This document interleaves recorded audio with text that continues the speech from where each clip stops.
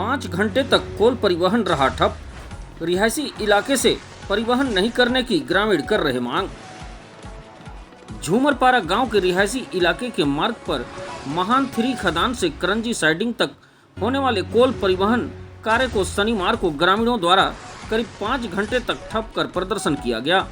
नायब तहसीलदार सूरजपुर व करंजी चौकी प्रभारी के आश्वासन उपरांत ग्रामीणों ने प्रदर्शन समाप्त किया।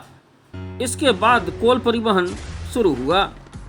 गौरतलब है कि शनिवार की सुबह 8 बजे झूमरपारा के लोगों ने महान 3 खदान से करंजी रेलवे साइडिंग तक होने वाले कोल परिवहन को ठप कर दिया। प्रदर्शनकारियों ग्रामीणों ने बताया कि गांव के रिहायशी इलाके के मार्ग से कोल परिवहन होने से स्कूली बच्चों को परेशानियों का सामना करना पड़ता है। झूमरपारा के बच्चे स्कूल के लिए सुबह 7 बजे एवं 11 बजे स्कूल जाते हैं।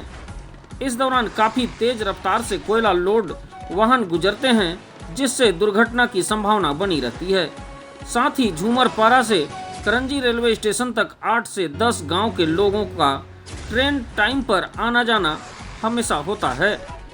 ट्रक चालकों द्वारा वाहनों को कहीं भी खड़ा कर दिया जाता है, जिससे राहगीरों को काफी दिक्कत होती है। हनुमान मंदिर नवापारा से करंजी रेलवे स्टेशन साइडिंग तक सिंगल रोड है। रोड पर बने तीनों पुल जर्जर हो चुके हैं, जो कभी भी टूट सकते हैं। ऐसी स्थिति में भारी वाहनों से कोल परिवहन होने के कारण यहां पर हमेशा किसी अप्रिय घटना घटित होने की आशंका बनी रहती है। ग्रामीणों की समस्या सुनने के बाद मौके पर पहुंचे नायब तहसीलदार मोहम्मद इजराइल व करंजी चौकी प्रभारी अरुण गुप्ता ने समझाइश दी, जिस पर दोपहर 1 बजे करीब ग्रामीणों के प्रदर्शन समाप्त हुआ।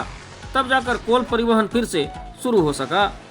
ग्रामीणों ने यह भी बताया कि उक्त मार्ग पर कोल परिवहन कार्य में लगे वाहनों की चपेट में आने से कई लोगों की जान भी जा चुकी है। हनुमान मंदिर से करंजी साइडिंग तक पूरा मार्ग काफी जर्जर हो गया है। बरसात में रोड की स्थिति और भी खराब हो गई है।